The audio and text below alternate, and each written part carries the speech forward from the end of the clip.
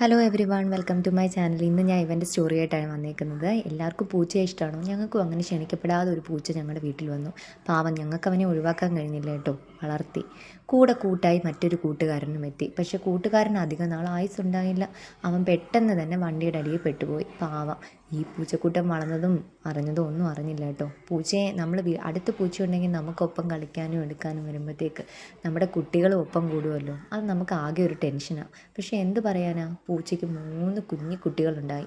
2 എണ്ണത്തിന് ഞങ്ങൾ എങ്ങനെയൊക്കെയോ ആൾക്കാരുടെ തലയിൽ കെട്ടിവെച്ച് ഒഴിവാക്കി. ഇനി ഒരുത്തരം കൂടി ഉണ്ട്. ആർക്കെങ്കിലും വേണമെങ്കിൽ കൊണ്ടുപോക്കോ കേട്ടോ. ഈ വീട്ടിൽ ഈ പൂച്ചക്കുഞ്ഞുങ്ങളെ കാണാൻ സന്തോഷം തന്നെ. പക്ഷെ നമ്മൾ കാണുന്ന ന്യൂസുകൾ കാണുമ്പോഴത്തേക്കേ നമുക്കിവരെ വീട്ടിൽ വളർത്താൻ തോന്നുന്നില്ല. പ്രത്യേകിച്ച് കുട്ടികളുള്ള വീടുകളിൽ. അല്ലാതാണെങ്കിൽ കുഴപ്പമില്ല കേട്ടോ. പാവം, ഭയങ്കര സ്നേഹം കേട്ടോ. ഈ കുഞ്ഞിക്കുട്ടന്മാർ കൊച്ചു വികൃതികളാണ് കേട്ടോ. അവരെ കൊണ്ട് ശല്യം സഹിക്കാൻ പറ്റുന്നില്ല. പൂച്ചയെ എങ്ങനെയും വളർത്താം, പക്ഷേ ഈ പൂച്ചക്കുട്ടന്മാരെ മാനേജ് ചെയ്യാൻ വലിയ പാട് തന്നെ കേട്ടോ. ഇവന്മാർ എന്തൊക്കെ അക്രമ കാട്ടിക്കൂട്ടുന്നതെന്ന് എനിക്കറിയില്ല. 3 ഒന്നും പറയണ്ട. ഇപ്പോൾ ഒരുത്തനേ ഉള്ളൂവെങ്കിൽ